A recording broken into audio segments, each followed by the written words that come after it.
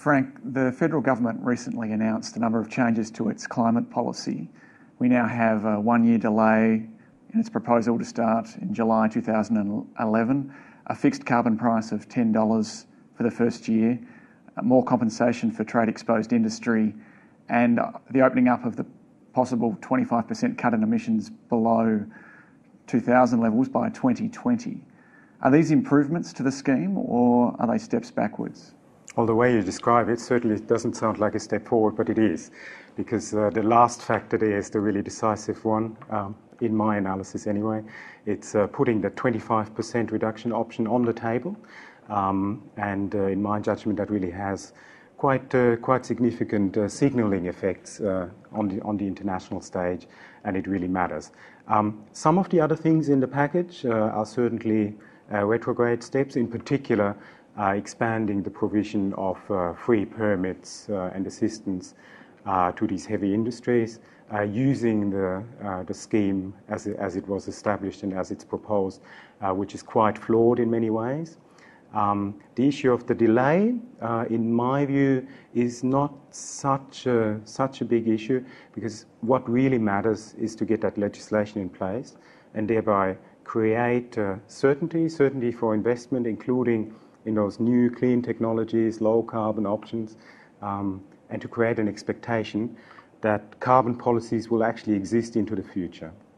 Right? So most of the decisions that really matter, power stations, heavy industry, we're talking about very, very long-lived investments. Okay?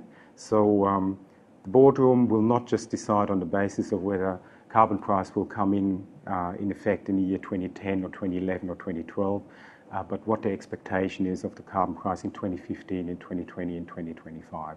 So with that in mind, I think putting 25% on the table, which is a signal to the international community, and also a signal that government can envisage at least a strong carbon pricing framework for Australia.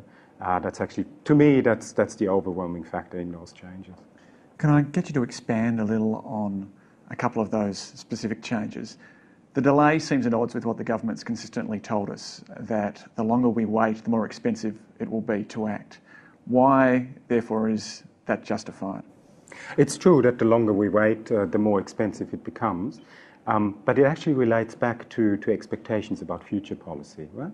Businesses will not just react to the price that you have right now in the market, but they will act on expectations of future prices. Already we have a market for permits in the Australian emissions trading scheme, even before such a scheme even exists, right? There's private actors who make forward contracts on these permits. There's a market price for these things, and that market price actually fluctuates with the developments in policy, right? So whether or not the scheme comes in place in 2010 or 2011 or 2012 doesn't affect those factors too much. Now, in terms of the immediate implementation, obviously, government said this is because of the recession, and that clearly comes in, not so much, in my view, as an economic factor, but as a political one, right? The order of the day is economic prudence and not sacrificing or jeopardizing, the prospects for getting back into positive territory in terms of economic growth. I think any government would be under pressure to act in that fashion. And with the way that the political debate has gone over this, I guess it was an obvious move to make. Related factor is, of course, the technical requirements to actually have the emissions trading scheme running. And I mean, I said this when Labor first came out with the proposal to start this in 2010, be a stretch to actually have it happen by the middle of 2010, just in terms of the accounting systems in particular, but also the systems for the actual trading, the registries for permits and all the rest of it.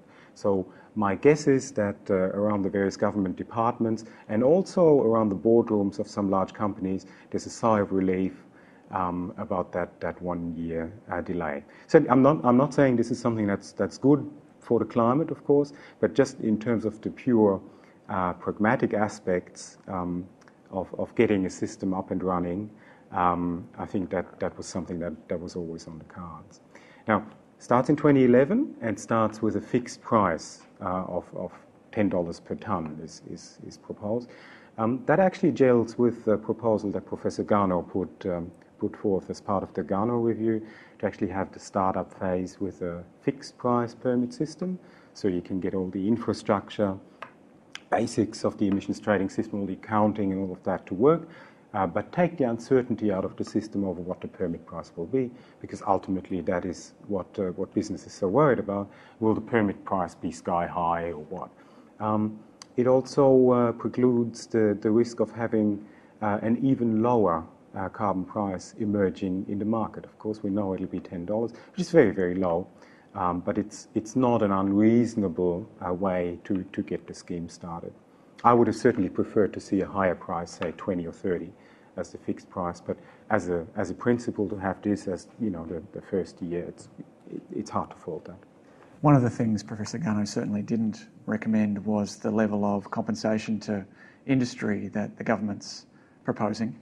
And their recent changes, they increased the proportion of free permits to the top tier of trade-exposed industry from 90 to about 95% of permits free, and the next tier down from 60 to about 66%. What does this mean for the integrity of the scheme, and is it a problem? Big problem. In fact, it's a shambles. The assistance to free permits to the high-polluting industries. Now, this was already pretty bad before the recent changes. You know, it's gone up from 60 to 66 and from 90 to 95. So the incremental change and, you know, making it worse, but it was already pretty bad beforehand. Now, why is it bad? Got to backtrack a little bit and ask for the fundamental justification for actually giving assistance to these industries, giving free permits or free money to help them with the scheme. There is a fundamental sound economic justification for doing that. The question is, which form do you do it in? And the form chosen on the government's proposal is a very flawed one. So what's the fundamental justification? It is the fact that not all countries impose carbon pricing or carbon constraints on their industries, and these industries compete in a global market where they're essentially price takers. So they have very little opportunity to pass on their increased domestic production costs, because they now have to buy a permit to cover their emissions. They can't pass on these costs to their consumers because they're competing with international firms, including, crucially, in developing countries that don't face the same carbon constraints. Right? So there's your argument for supporting or assisting those industries for the competitive loss that they might face in international markets. Now, what you would want to do, though, is to set in place a system that allows and, in fact, facilitates the transition to an economic structure that is actually low in carbon. Right? You don't want to be locking in the least efficient and most carbon-intensive processes in those manufacturing, mining, and processing industries. Just lock them in. That's the last thing you want to do, because what you actually need is a transition away from the worst polluting industries and just keeping the ones that will actually be viable in a future carbon-constrained world where more or less everyone is facing a carbon price. Right? So prime example here is the aluminium industry. Okay? Two dominant technologies. First of all, aluminium, you make aluminium, you need electricity. Right? Aluminium is often called kind of congealed electricity, right? How do you make that electricity? Well, either by burning coal, very greenhouse gas intensive, or by hydroelectricity. Right? So in many locations, especially in a tropical developing country world, you have what's called captive hydro. You've got a dam somewhere that's not necessarily even connected up to the grid, but it is connected up to an aluminium smelter, right? Zero carbon dioxide emissions. Those are the two dominant technologies. You've got gas-fired electricity sort of in the middle in terms of the greenhouse gas intensity. Now, most of aluminium smelting in Australia is based on coal-fired electricity and therefore very carbon intensive. In a world that consistently prices carbon and keeps emissions down, there's no room for aluminium smelting based on coal-fired electricity, short of carbon capture and storage technology that's actually very competitive in terms of its price, and that's not really on the horizon just now. So what are we facing? in the efficient outcome for the world in terms of aluminium smelting, we'll have aluminium smelting migrating to sites where hydroelectricity is available, or potentially gas that would otherwise not be used or flared. Okay? Little role for Australia in the aluminium smelting industry, unless and until there's actually vast supplies of low or zero carbon emissions electricity, for instance, from renewables. You could imagine a situation where solar thermal or geothermal in Australia becomes so cheap that it's actually cost competitive with hydroelectricity for aluminium smelting in other places. Right? So what you'd want, coming back to the question of assistance, is a scheme that actually sends those signals to industry. Right? So you provide a limited amount of assistance, and you provide more assistance to those industries that will actually be competitive in the future, and less assistance to those that won't, and that we actually want to, slowly transition out of the game. Now, why don't we just want to keep those jobs? Well, because Australia will be having some sort of international commitment to an emissions target, and the more we preserve of those high carbon export industries, okay, the greater share those industries will take in the total national emissions pie, okay, and the less is over for the rest of the economy, so the more will have to be done by the rest of the economy. And you're really moving into more high-cost options in the rest of the economy, or alternatively, we'll have to be buying more permits from overseas to cover the emissions from those relatively inefficient industries in Australia. I wanted to touch on that issue of buying permits from overseas. This is not a recent change, this has been there from the outset, but one of the aspects of the scheme is that we can buy unlimited international permits rather than having to actually cut the emissions onshore. Is that a problem, or is that a sensible design, or should there be some limits on the number of permits that can be sourced from elsewhere? It depends on what kind of permits and credits you're sourcing. Okay, as a principle, there's no problem with it, because in fact it's a requirement for developing countries to come on board. Okay, so the thing is, most of the growth in global greenhouse gas emissions now and into the future is from developing countries, and they need to come on board, or else this problem cannot be solved. Right? Now, can we just ask developing countries to take the more difficult route in terms of their energy sector investments and go for the more expensive equipment for the sake of the global long-term good? In most cases, no.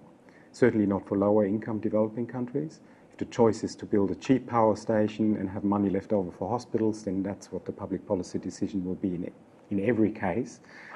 So we're going to have to make up the increment for them to invest in a more efficient power station and still have the money to pay for a hospital, right? So that's got to happen. And international trading in permits and credits is really the principal instrument to get large-scale monetary flows happening between countries, and in particular to developing countries, because you don't have to make it a government-to-government transfer. You can make it a business-to-business transfer, and that's the tried and proven way of getting large sums of money happening without grand political problems involved with it. So you've got to have that. The question, though, is what is the mechanism for making these payments? At the moment, under the Kyoto Protocol, the only mechanism there is the clean development mechanism, which is project by project approach, kind of very patchy, and relying on constructing a counterfactual baseline of what emissions would have been from a particular project, a landfill or a palm oil plantation or whatever it may be in the developing world, and then implementing some sort of action to reduce those emissions, and then crediting an amount of permits that is deemed to be equal to the amount of emissions saved. Now, you'll never know whether those claimed emission reductions are in fact real or not. It's the issue of leakage. You might reduce emissions in one plant only for another plant to expand, etc., etc. So it's a very problematic mechanism. There's very good reasons for this mechanism to exist, but it is not the model for the future. Model for the future is more comprehensive commitments for developing countries, probably first of all by sector, the steel sector, the electricity sector, the forestry sector, and then to trade on those as whole of sector commitments. and then ultimately as national targets, very similar to the national targets that developed countries now have under the Kyoto Protocol, but differentiated. So developing countries would get more generous targets, we would get stricter targets, and we trade on the difference, and thereby facilitate those investment flows into developing countries. So coming back to Australian rules, yes, I think unlimited trading is the right way to go, because it's the only way that you can actually ensure that prices between different countries equilibrate, right? That's what you need for economic efficiency. But to have unlimited trading on clean development mechanism credits, as is currently proposed, is a problem, right? Because the mechanism itself has many flaws, and that's something that you'd hope would be revised, as you might have a Copenhagen Protocol that actually has new forms of commitments and mechanisms for developing country involvement, and then you would hopefully have these permit purchase provisions applying to those new, more comprehensive mechanisms rather than to the CDM. But what limits then, if any, should be placed under the current Australian government's proposal before we know what's going to come from Copenhagen?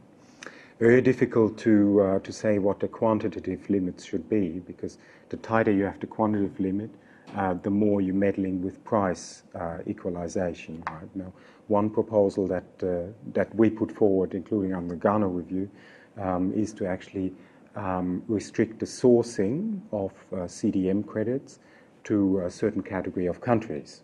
Right? So you say let's buy CDM credits only from least developed countries or only from low-income developing countries, and that would broadly coincide with the group of countries that one would not expect to take on more broader emission reductions commitments in the near future, right? Because also what you have, of course, with the CDM, if you continue to support it on a large scale for everyone, then you're creating a disincentive for developing countries to actually enter into anything more broad-based. So only the poorest countries then? Yeah, that's right. African countries, Bangladesh, the Pacific Islands, these sort of countries. And by volume, as well as I think by numbers, China now dominates the CDM with, I think, over half of the CDM. And that kind of doesn't really coincide with the fact that the world is really looking towards the United States and China to lead the international negotiations, and in fact lead the world towards a comprehensive and ambitious climate change mitigation scheme. Right? So China as a host to more than half of the world's CDM projects, which are kind of sort of an assistance mechanism to low-income developing countries that can't do any better than that, essentially, really doesn't fit there.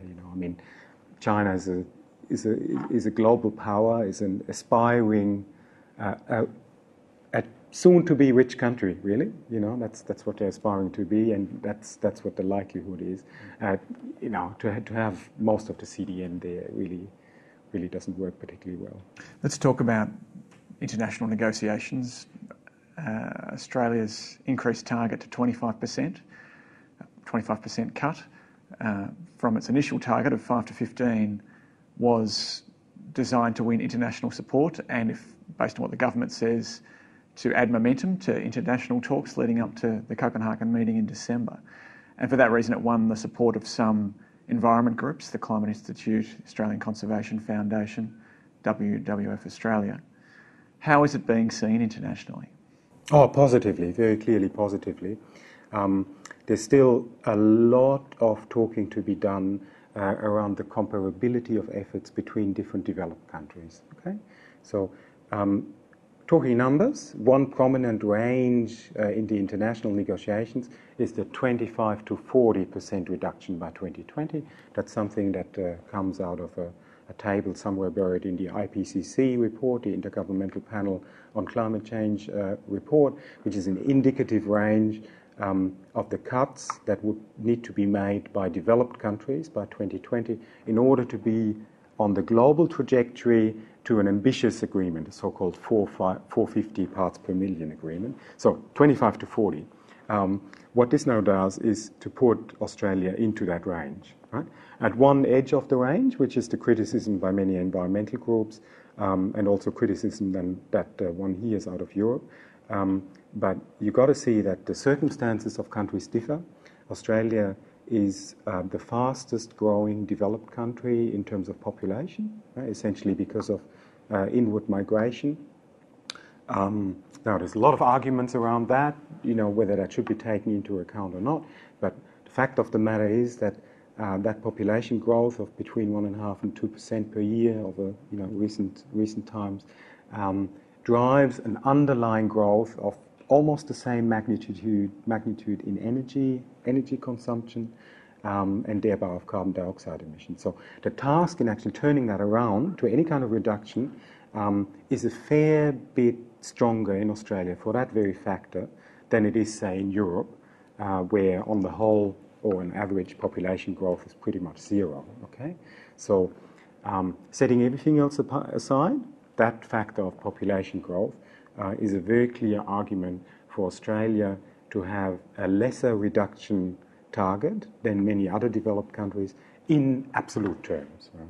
Now, you've got to see that, of course, against the other part of the equation, that is levels of emissions. So per capita terms, Australia's emissions are right up there with the United States and Canada and a handful of smaller countries at about twice the level of Japan and the European Union and about 4 times the level of global. Okay, so there's a very strong argument to actually reduce faster than everyone else. Okay, so somewhere in between those factors lies the determination of a fair share. Okay, and according to the Garner review computations, or the model that we've put forward there, 25% would in fact be Australia's fair contribution at 2020 to a global agreement that is on the track towards 450.